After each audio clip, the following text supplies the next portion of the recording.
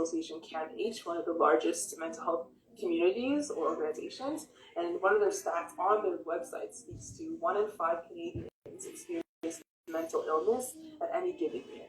And now the difference, we all experience matters of mental health, but I will speak to mental illness shortly after, but I just wanted to let you know the difference in the heaviness of stats. So 1 in 5 will have experienced matters of mental illness, whereas we all experience ups and downs in our mental health. There is a, I believe, 3-time cancer survivor who was quoted for saying, when I was diagnosed with cancer, I knew my doctors were going to take care of me. But with my mental health, I got lost in the cracks. And so this speaks to, again, when it came to this person's physical health, something that was more well-versed, well-known, visible to the eye of the doctor. They knew for sure they'd be well taken care of. But when it came to something invisible as their mental health, this person stresses that they were lost in the cracks. Because our mental health often gets overlooked. Our mental health is often something not only that doctors, even greatly trained physicians, tend to bypass when it comes to like, oh, you're bleeding, let's take care of the blood, versus your mental health. Your mood has not shifted. You've been low for a while. That often gets overlooked. Right? So I stress these stats here to remind you the difference. This is a paradigm I often show my clients, again, to help them understand the scale of our mental health. The aim is to not be at one state all the time, but to be more so on the right hand of the scale. So we go from burnt out, where our mental health is not so great. We're experiencing sometimes disability, different symptoms, or we're barely in survival. The middle is fine. We're not perfect. We're in our window of tolerance. We're managing, bills still need to be paid. Work is working. School is schooling. Parents are parenting. Kids are getting on your nerves the same way, but we are managing. We're coping day to day with the realistic methods. Now, when our mental health is poor, we're not able to cope well with the everyday challenges that come with your life. But when we are managing, when we're taking breaks, when we are communicating, when we are leaning into support networks, social networks, for those of us of faith, prayer, and different spiritual elements and coping strategies, then we start to enter into the thriving part of this paradigm, where we have more awareness. We embrace education about our health in all capacities, and we literally experience growth. This can be as minimal as hair growth, because you're not stressing anymore. This could be growth like physically, your body is no longer stunted, particularly for youth, as Samantha was speaking to children. That's one sign for children who are going through lots of trauma or stress, that they're not growing at the average rate they should be. They're malnourished, even, right? That's when we know they're on the left side of the paradigm. So I pause here just because I really want to stress and reiterate, mental health is something we all experience. We all have. It is, dare I say, a scale. Picture it as this wellness paradigm. We have our ups and our downs. We aim to be well, which one could consider synonymous with neutral, but that is not synonymous with perfect.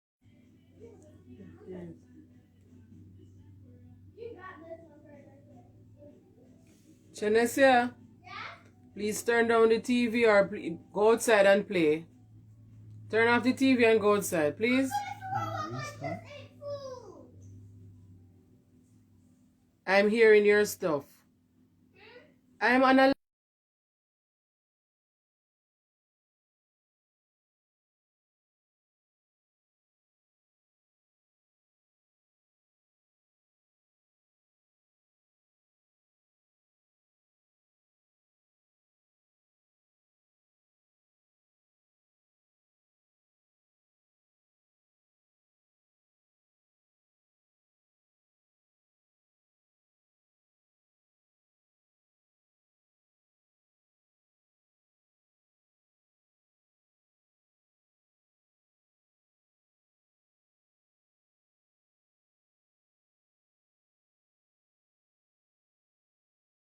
support network, not my social network, because they only see me in one way, one lens, one hat.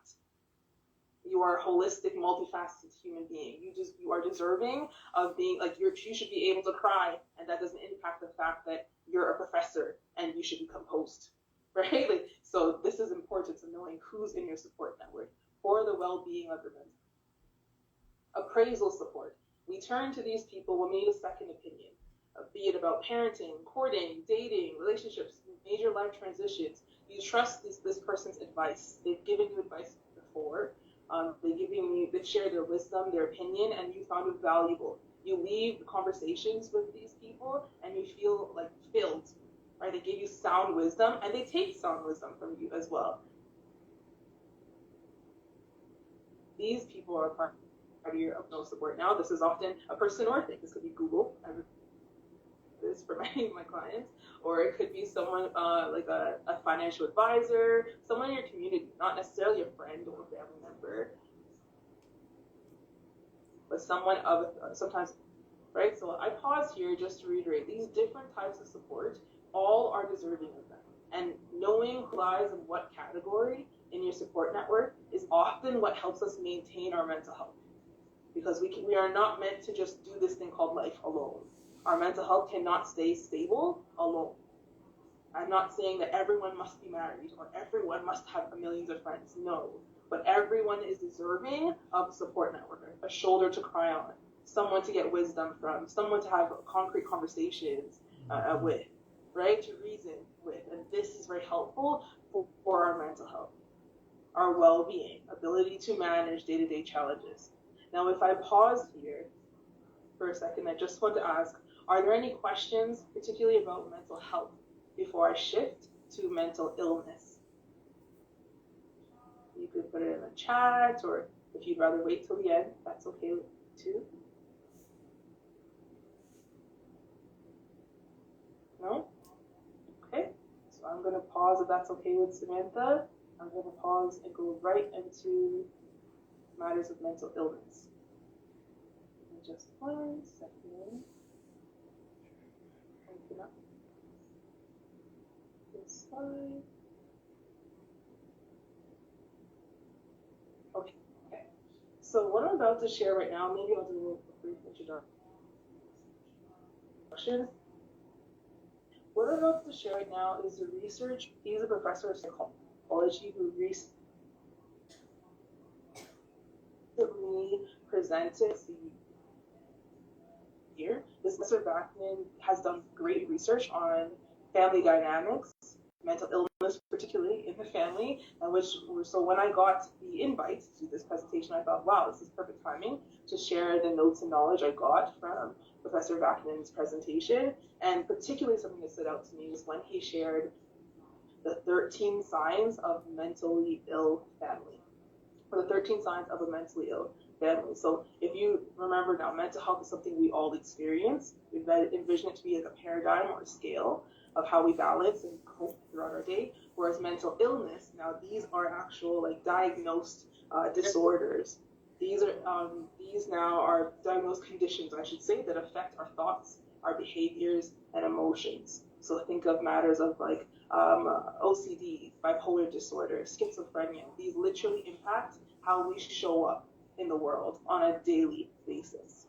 So someone who's schizophrenic would, their mental health paradigm would be consistently sometimes in the left side because of this condition that they are diagnosed with, unless they are getting support consistently.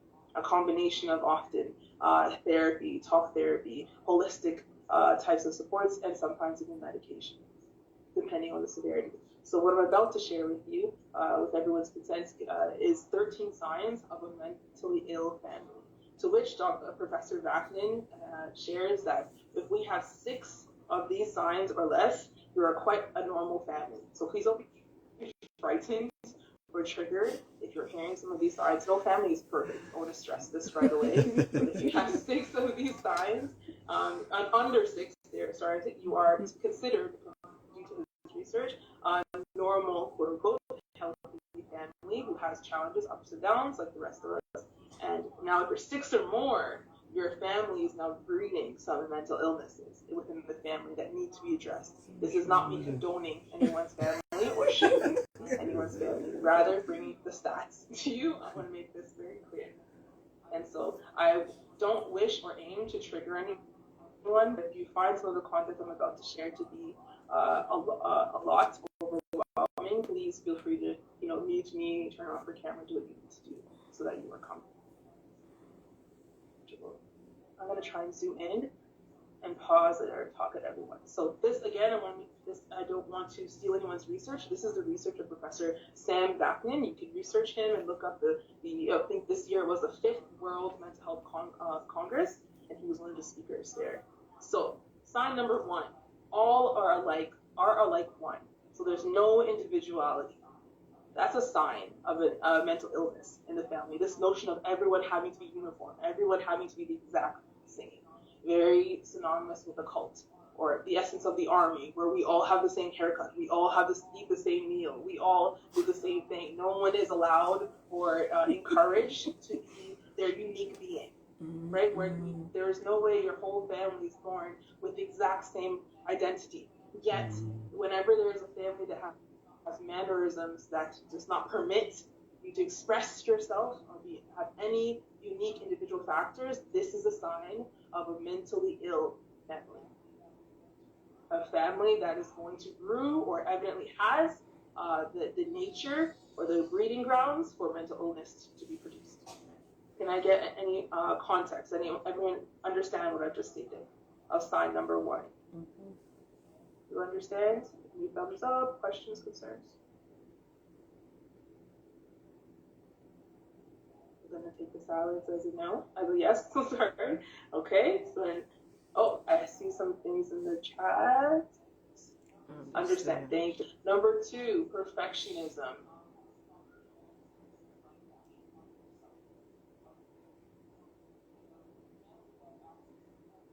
As it stands, literally, focusing on the parents versus like the actual content. So for all the, we're looking for the A+. What happened? You got 9.5 out of 10. Rather than saying great job or I'm so proud of you, it's the first comment. So what happened to the other 0.5? You couldn't just come with a 10 out of 10, right? Now this is common. A lot of us, particularly like Black families, will say, "Oh, that sounds like my mom. That sounds just like my dad." My dad, and I believe you. Many of our Caribbean parents, particularly, were very hard on our academics. What happened? You've been studying all night. Look, from when I told you to take your book, you should have came home with a 10 out of 10. This is a form of perfectionism. Now remember, if you have under 6 of these, you are a normal family. So condemn yourself.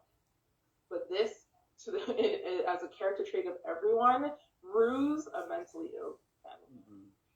Number 3, rigidity. Being rigid, uncompromising, very punitive. Research does show that now if this is the nature of the family dynamics, again, you are setting the floor for brewing mental illness. Not just someone who's having a low mood or having an off day every now and then. You're literally brewing grounds for someone to be constantly on the lower end of that paradigm that I showed earlier. They're constantly going to be under pressure. They're constantly going to feel doubting their guts, their capabilities. They're constantly going to be doubting self-esteem, their self-confidence, because the family dynamics are very rigid. This or that, right? You either eat this or you don't eat at all. You're either good or you're not. You're either pretty or you're not. Thin or you're fat. There's no room for in between. There's no scale. There's no transition, right? And that atmosphere brews mental illness. Number 4. Feel free to interrupt if you have any questions, concerns, by the way. Number 4, enforces a narrative that includes sanctions of disloyalty.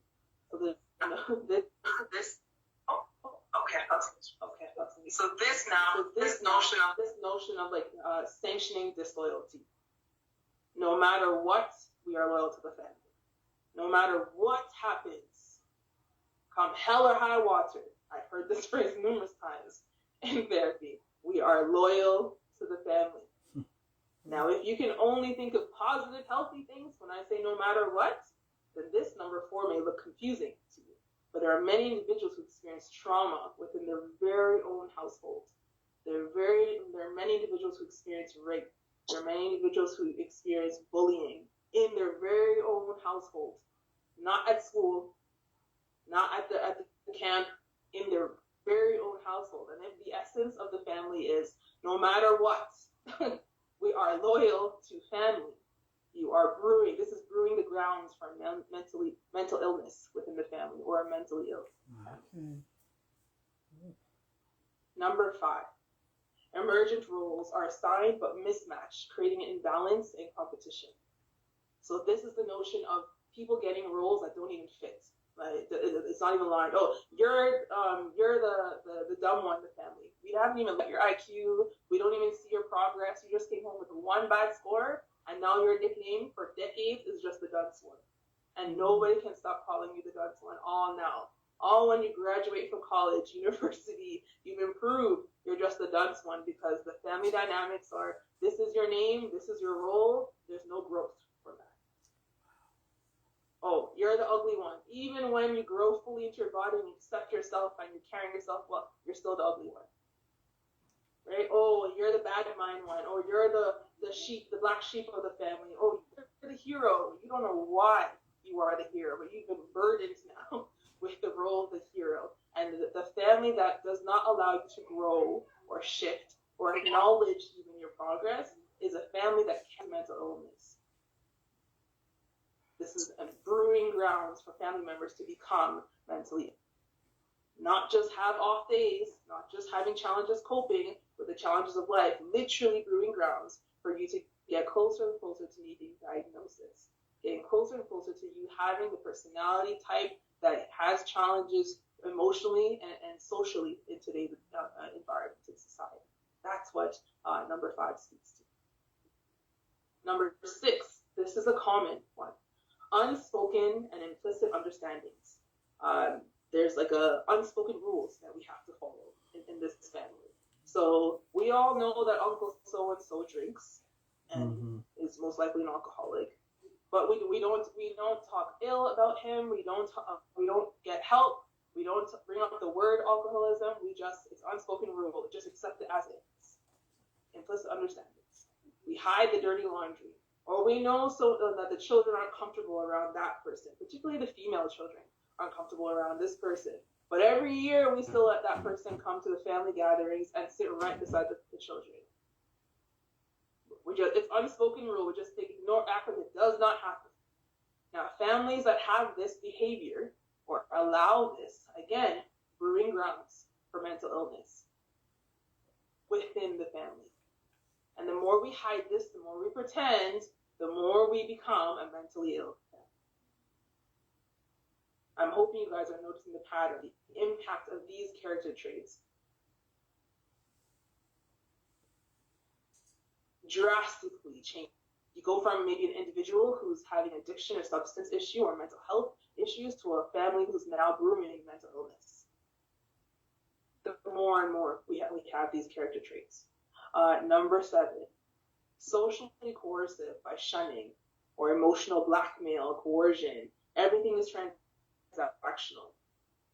This is the notion of you're almost, some of my younger clients use the phrase cancel culture, right? So you do something wrong and you're done. And unless you do something worthy of the popular people in the family or the elderly people in the family and something transactional, you don't get welcomed back into the family.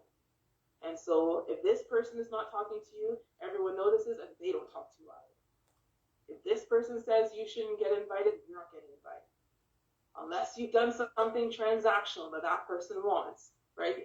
People pleasing to a certain degree, you are shunned from the family. A form of a mental illness, brewing mental illness in the family. Number 8, it's quite graphic, but hear me out. Wrongful intimacies. It is known that many individuals who have been diagnosed with mental illness, research shows that sometimes they are often raised in a family that brews many of these characteristics of these characteristics you're hearing. In other words, raised in a mentally ill family. And almost 99% of the time, there are some inappropriate and unbordered intimacies. Saunia? In other words, Saunia? Sex without consent. Sex with younger individuals. Incest within the family. Inappropriate, wrongful intimacies happening in mentally ill families. And individuals with mental illness often experience or have experienced a lot of wrongful intimacies, resulting in various types of trauma.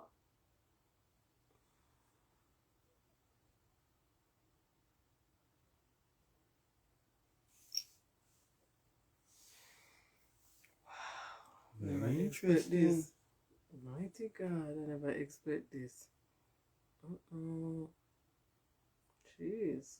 So yeah, what if mentally people only then? Family. There are nothing for my family already. Huh? Nothing gone in my family already. We got to leave you mentally. Then we just like. Hey, God. Mighty God. The Caribbean culture for it. Yeah, man. Control.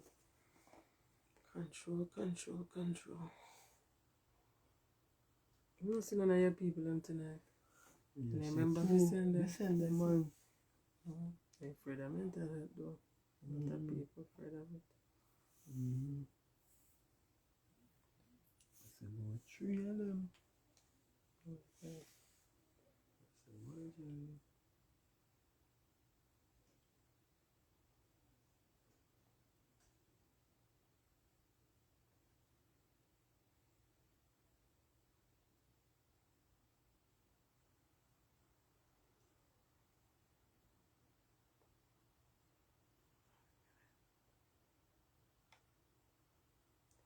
Alright, so everyone is joining back. We went off and we are coming back. I'm not finding the record.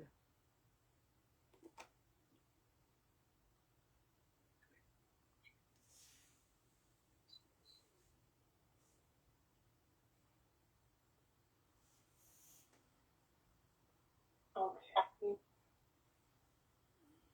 With that, Samantha, is everything okay to proceed? Yes.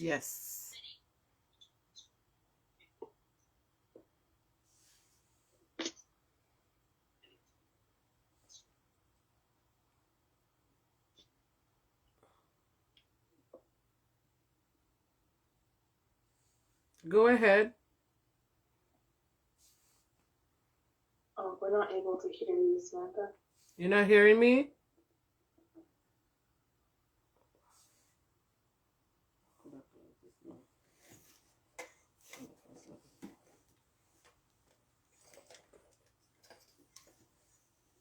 Thank you, everyone, for rejoining. I think Oh, can go. and then get my colleagues are just getting organized. And then we'll just continue. I'll need the ability to share my screen again when you get the chance.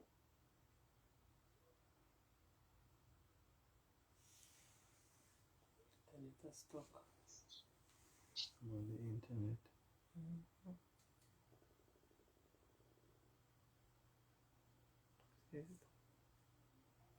All right. Sorry about that. I'm hoping everyone can see again. Yes. Yeah, everyone's able to see. Okay, so where we have left off now was the wrongful intimacies. So this is again a common sign of mental illness within the family or mentally ill family. Number 9 speaks to idealizing the past, not being able to get past the past, not being able to focus on the present. There's newborns in the family. We're migrating to a new country. Someone has recently got married, and now the family's expanding, but we're not acknowledging the growth, the blessings, the newness, the present. We're just always constantly ruminating on the past and dwelling on the past. This is often now a sign of a family. If that continues, this will brew mental illness in a mentally ill family. Number 10, bear with me, we only have 13. And this is more emphasis on negative emotions and experiences than positive. So we tend to just be a very negative brewing family. This is not someone who's just very critical or loves to give constructive criticism. This is the essence of a family where the negativity is the norm, right? Like what they pinpoint first, what they notice, what they talk about. This is like the height of gossiping. There's individuals who maybe love to endure or gossip. Now this type of family dynamic is only wanting to dwell on the negative gossip. If I must develop a scale, it's just the negativity. And to many of us, this is absurd. This is hard to even imagine. But believe you or not, there are many clients who come to therapy because maybe they date someone and they see their partner's family dynamics and they realize like, oh, it's not normal to only talk about the negative. Like I go to my partner's family dinners and I'm noticing they congratulate each other about it. They don't make fun of someone when they get laid off or fired. Like they're not just only dwelling on the negative. I didn't know this was such a thing, says many clients, and this is what brings them to workshops, therapy. Like, hey, hold on. I've noticed, I've gotten exposed to some healthier dynamics now, and I'm now realizing that in my family or in my family dynamic, Uncle so-and-so or Auntie so-and-so, Grandma was always only talking about the negatives. And I grew up thinking that was a custom, to just nitpick, to only look at the negative. And this is often what leads most likely a lot to OCD. This essence of perfectionism, wanting everything to be perfect, and don't even try unless you have it down to a T. That's one of the common ones that brews. That's a common mental illness that brews from this notion of like always placing emphasis on the negative emotions and experience. Number 11, role reversals. This one is heartbreakingly too common. Mm-hmm. Children being treated like adults, being parentified. This often happens in Black communities when we have what society deems the broken home. I'm not fond of this phrase, but the home that does not have the best support. The home where the seesaw is imbalanced. The home where there's one parent or one caregiver and they're working numerous jobs for the sake of trying to hold down the fort. Right? This is often one where the roles are reversed. You're 13, oh, she's 13 and she's so mature. No, she's parentified. Her roles have been switched. Her childhood has been robbed from her. This is not someone who's mature.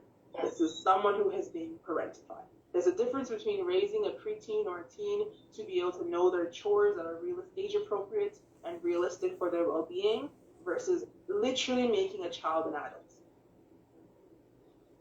Giving a child the responsibilities of another parent in the home. Sending a child to a part-time job before they've even received their driver's license. And not just to make funds, or I'm not talking about the newspaper, to give them something to do because you're dependent on their funds. This child is now being parentified. And this role reversal, this brews mental illness. Number 12, this is now the essence of families where many family members are unable to find true happiness. I can never say this word, absolutely forgive me. Ego-dystonic. The notion of like, this is classic side of this is people, as soon as they are of age or find any resources, they want to leave this family dynamic right away. And when you ask, like, hey, what's going on? Why did you leave home so early? Or what is the notion of everything being done in that home or in that family goes against their core values. Even while their core values they're still learning their core values, but they recognize from a young age that something is very wrong here. In this family, nothing is off limits. In this family, we're going grocery shopping and we're stealing the groceries and it's natural. In this family, we're taking drugs the first thing in the morning right in front of the children while breastfeeding. Nothing is off limits in this family, whether it's substance abuse, physical abuse, emotional abuse, wrongful intimacies. Nothing is off limits. We cross core values, and this has nothing to do with one's faith or religion. We just innately, individuals who were grown or raised in these family dynamics, they report things such as nothing was off limits. There was nothing that was not allowed. And they were exposed to this from a very young age, and this brews mental illness because you have no limits now, and it goes against your very core values. Number 13, Professor Sam Vaknin closes his presentation with the notion of mentally ill families create mentally ill people.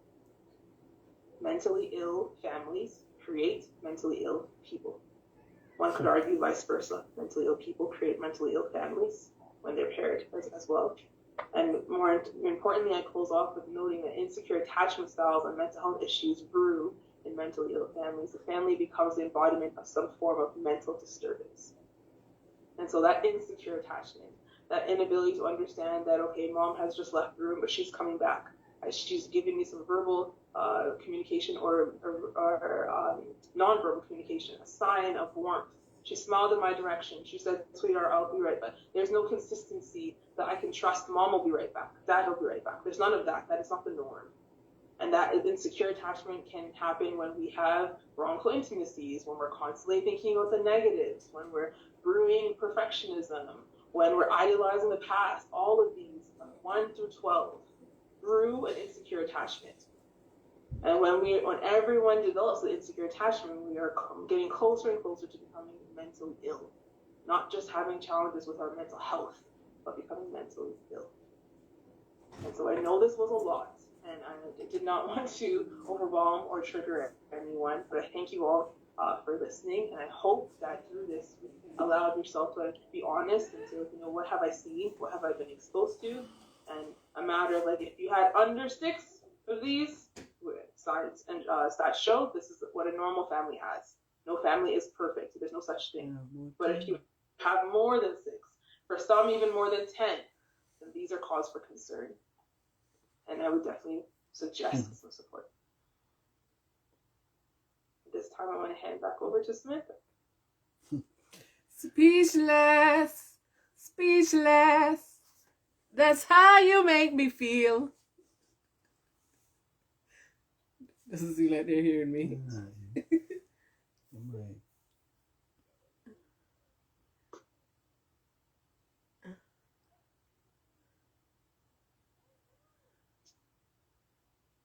Are you hearing me now? I don't know if anyone has any questions or... I'm hearing you now, yes. Oh. Speechless, speechless. That's how you make me feel. Saunia, I'm speechless. Oh my God. Wow, that was... that was... What's the word? I don't know. Overwhelming. Oh my God. I've never thought that. I never thought that I would see it so clear in front of my eyes. Wow. Wow. Wow. Wow. Great presentation. Food for thought. A lot to think about. Wow. So what do we do if we now find out that we have over the 6? What do we do? No, good. A realistic question. Often the first step is of the awareness. We have to name what are the ones that really struck a chord with you, not just because they were profound or shocking, but they struck a chord because you heard the definition and all of a sudden you thought of someone's name, or you heard the definition and all of a sudden you remembered a childhood memory or remembered an adult memory. Those are the first thing we do when we're recovering or healing in matters therapeutically is building that awareness. What did you remember? What struck a chord with you and why? Let's talk about it. Name it. No longer just keep it as a subconscious memory now that was provoked because you came to this presentation. You heard Saunia speak. What was it? Let's air it out in a safe space. This is not something you need to now publicize, obviously, but this is something you need to speak and name, call it what it is. Then after we've now done what's called the awareness, I often remind my clients that awareness provokes change. In a safe space, awareness will provoke healthy change. In an unsafe space, awareness is dangerous. Awareness can get you killed, particularly as a person of color in America or North America, right? Awareness in a safe space can save your life, can change your life, change your trajectory, change your support network drastically. But awareness in a space that is not open-minded, not safe, very dangerous. And so I hope that tangibly answers your question. We start with awareness. Name it. What provoked you? What stood out to you? What are the 6 or the 7 that you identify in your immediate or extended family? And what has that done to you? Right? You cannot change or fix. We're not here to fix people. Do not aim to play God. But which one of those resonate in you individually as a family member? Let's work on you is what I often tell individuals who come to therapy. Because good night. One of the issues that we have is to acknowledge where we're at. Because first and foremost, great presentation. I I was looking at our 13 and see how much myself, and when you mention our 13, I mean, it's amazing how many as an individual. Yes. Yeah, because so many times we want to identify others with all these, but if we present ourselves before the mirror right now, maybe most of us are we pass 6 and are in need of help. So I was looking at acknowledging where we are at. Acknowledging is important. And as you said, to be aware of something in a negative environment, it will cause more damage than good. Likewise, a lot more. Likewise, if you acknowledge where you are at and the level you are at and you don't have that kind of help, then you are in for big trouble. Just the same. You know? Yes. Just the same. You understand? Yeah. And if we look around us, we'll find so many people. But I agree 100% because it's pretty. Oh, sorry. No, go ahead. Go ahead. No, man, go ahead. Go ahead. I was gonna say, because it can be the more we know of any topic, the more we know, it is provoking not to be able to use that knowledge. Yeah. Right. So like think back to when you were like learning how to spell, or learning how to read, or learning how to ride a bike, and then no, you can't ride your bike for the next 2 weeks. Like that's provoking, right? It's hard to taste water and then never be given water again. Just be given mud. Right? It's hard. You know what it tastes like now. Yeah. So the minute you gain awareness, such as like gaining information like this, you are already, if you remember the paradigm I showed earlier, that education or knowledge, awareness, you're already tipping towards the scale of wanting to be healthy. But the minute you embrace this notion in an unhealthy dynamic or amongst someone who's not safe, not open-minded, you're shoved back into the realm of negativity, which brews for mental illness or mental health. Professor Sam Vatman also quoted, I quoted him for the following. He says, a healthy family provides some form of firewall. So he acknowledges we are to be protective of our family.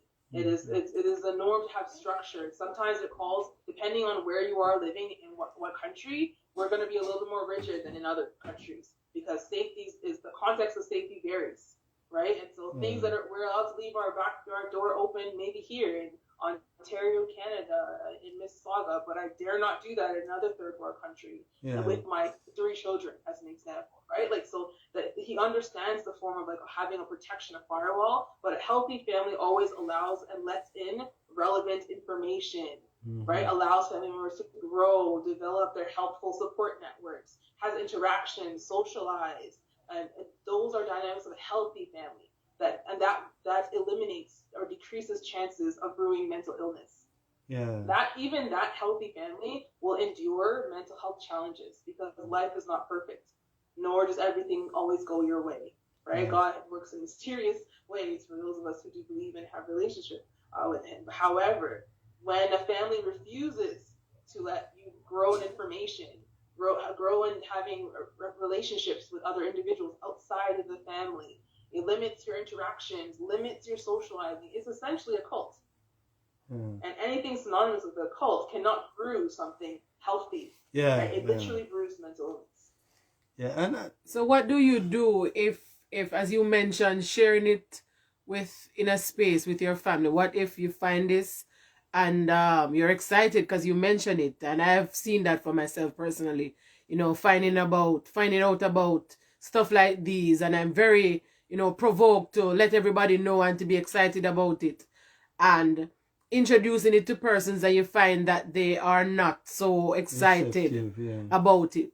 How do we go about doing that? Because we cannot become unaware, and we don't want to go over the threshold of not being healthy. We want to go to being healthy. So what if it is you didn't know that they weren't going to be accepting or healthy, and then when you open it, you find out that it's not, and it's maybe more challenging to deal with. How do you deal with a situation like that? Yeah, it's more than it. No, if I heard it was lagging a little bit, so I just want to reiterate what I've heard or believe to be the question. I heard you say essentially the essence of how do you safely open up, and what do you do when you identify basically some of these negative traits in your family. Was that the question? Okay, yes. So a big in the context of therapy, I've supported individuals to expand their emotional intelligence. This means learning to identify social awareness, self-awareness. Social awareness is something completely underestimated in today's society, particularly my BIPOC community, people of color. This notion of not this. You'll hear the common phrase, "Oh, my spirit doesn't protect them," or we'll hear the common phrase, "I just know something is off in the room. I came in the room and everyone stopped talking, so they must be talking about me." That's not the social awareness I'm talking about. I'm talking about the social awareness that means you enter the room and you can notice different people's different communication styles. Who's more inclined to communicate with you when you're by yourself, just one-on-one in the room, and they're very open verbally. But now when we're in a family setting, they're not very open verbally, and they're much more reserved. Noticing things like this of each family member will help you better understand who to risk opening up to. And I say risk on purpose. Sometimes it is quite the risk to open up and share, like, hey, you know what? I've been noticing, that like grandma always brings up the past, and everyone honors her. She's a matriarch of our family. We love her. We dare not disrespect her, but I just don't think that negativity is good for us. Yeah. Once you have expanded your emotional intelligence, your social awareness, you're paying attention to the room, who's in the room, how do they behave in the room, right? Then it's easier to identify who is this person to take that risk with. It's not always mom and dad. Yeah. Just because they're mom and dad, right? And it's not always your auntie. It's not all. You have to be conscious of like who operates as such in the room. And sometimes it's hard to tell. You don't have access to everyone, right? And so I admit, sometimes it is a trial and error, and that is a huge risk for many people. Because I was just going to say, I was just going to ask, what if you took the risk thinking that maybe mom or dad or auntie would have been the one, and then that's not the one, and then it blows up? How do you deal with that spill off, where now it's no attention in the family? Yeah, and this happens far too often. This notion of like, you know what, I thought out of respect, I turned to mom or I turned to dad. That was my first go-to. Even full-blown adults. This is not only children that I'm quoting. And then that blowing up in their face, or that having a negative feedback. Many times my clients come to realize this, what you're bringing to this family member is not new. Yeah. Right? The facts that you're bringing to them, it's not rocket science. They have seen this, heard it, felt it, but they were not given permission or grace to identify it. So they most likely don't have the skill set to help you now identify it.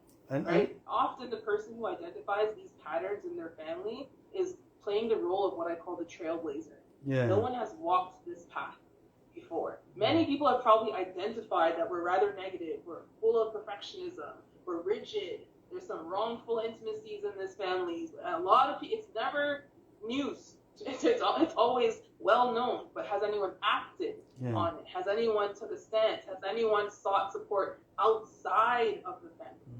Because many times I say to my clients, before you dare speak up to someone in the family, make sure you have one or two people outside of the family that you can lean on. Whether that is a coach who respect, whether that is a mentor, whether that is a friend, like someone outside the family unit. Because 9 times out of 10, the family unit is very in sync. Yeah. Unfortunately, that's not always in sync in a positive way, right? We're not going to change what appears to be working, says a lot of family members. And so that's the first step. Again, and you have to build your support network, and it can't only be within your family. No. All right. I was looking at this, right? Outside of the family, a lot of persons look to church, right? But based on the 13 that you identified, I've seen a lot of these being displayed in church. In the church. In the church. Yes. And yes. we talk about the rigidity. Yeah. We talk about even the way we dress and all of that. We have seen this. And when you mention this is a form of cult, I am now looking how we operate and function within the Christian faith. If we are not careful, we are acting or operating as a cult, as a body of cult. As a cult. You know, because affecting people. Because I've seen people who usually socialize and talk to people, but once they get saved and they get in church, then they are taught a certain way, and they maybe because the scripture said, be ye separated from among them, they separate themselves totally from individuals, from family members, from even the friends that they grew up with. You understand? And so this is a concern because people are looking to the church and they are looking for the church to help them with all these 13 that you would have identified, that the behavioral pattern that need to be changed. We are now saying that we are in serious trouble then, because even the pastor have a few of these. Right? And if all of these is combined, the truth of the matter is, if all of these 13, if all of these 13 are combined within the leadership of the church, then we are in trouble. Because if we have 14 individuals or 13 individuals in leadership, and each person carry one of these, then we are really in trouble. Yeah, we're in big trouble. Big trouble. Yeah. But hear me out. Yeah. A healthy family has of these. Because no family is perfect. No, yeah. You have 5 of these, which means, and by having 5 of the 13, it means majority of your family doesn't condone these things. Majority of your family calls these things out. Majority of your family is constantly picking up the kids, offering to take them out, or saying, you know what, I'm going to call whatever I need to call because I heard what happened over there at so-and-so's. A majority of the healthy family, although the context of healthy family will have 5 of those things, majority of the family members will become completely against it and call it out. Right? And so they are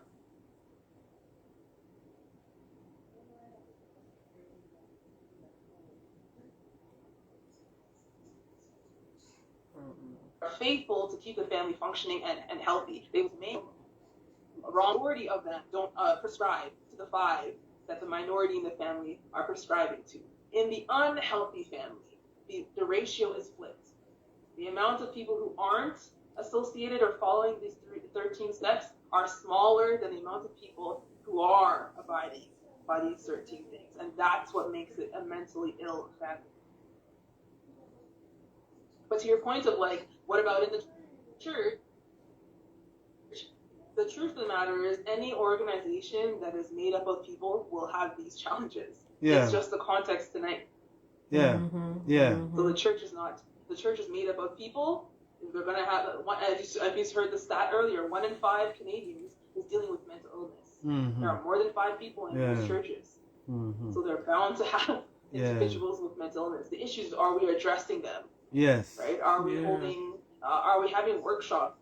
Are we expanding? Are we making sure that our ratio is more of the healthy than the unhealthy? Yeah. And it's indeed factual, as you mentioned, any and every organization, because being a past member of the JCF, I personally could identify in many of our leaders some of these things, and they believe that they are the right thing. Yeah. You can't tell them that, guess what, this is not right, you know. And this is why we have so much situation that exists today, you know, because persons fail to understand that they too need some form of help to change, you know? Mm-hmm.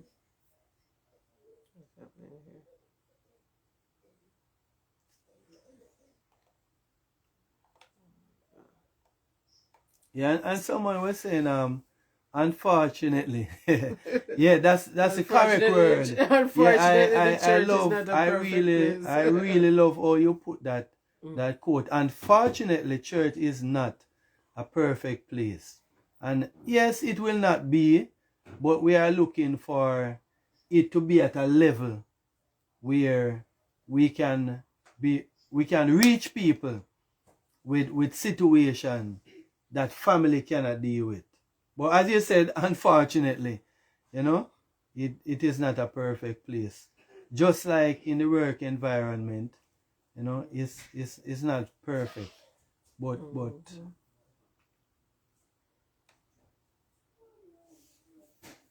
so what's the effect of mental ill health on the family? What does it look like? What's the effect it has on the family?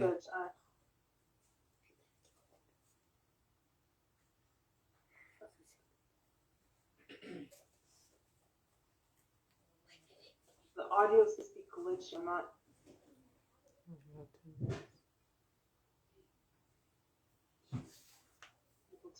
Are you guys able to hear me or? Yes.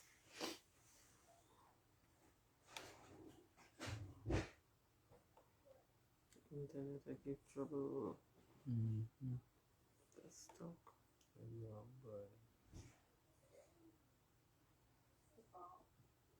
Sorry, Samantha, is anyone able to hear?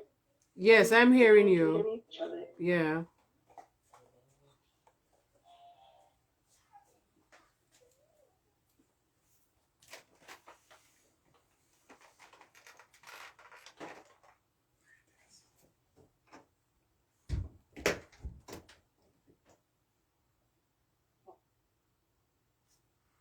I don't know what's wrong with the internet tonight, but it's slugging.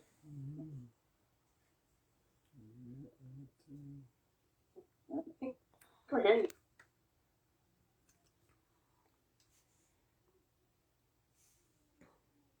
Okay, the video's back. Samantha, maybe if you turn your video off, we can hear the audio better. All right. Hearing better?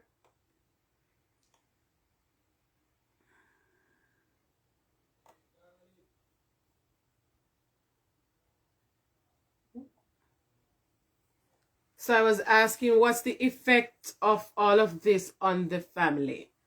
How does it really affect the family?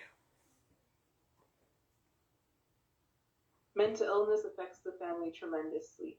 Mental illness can spread as to that question is equivalent to saying like, how does a cold or how does someone getting diagnosed with cancer, how does someone getting COVID in a family affect the family? Those exact same impacts of that physical disease is the same thing with mental illness. Mental illness is just invisible. So when someone in the family has a cold, the family often it spreads, or people have to come around and try and help that person. Someone has to stay home with the person to help. Same thing. Mental illness weighs on everyone else. We have to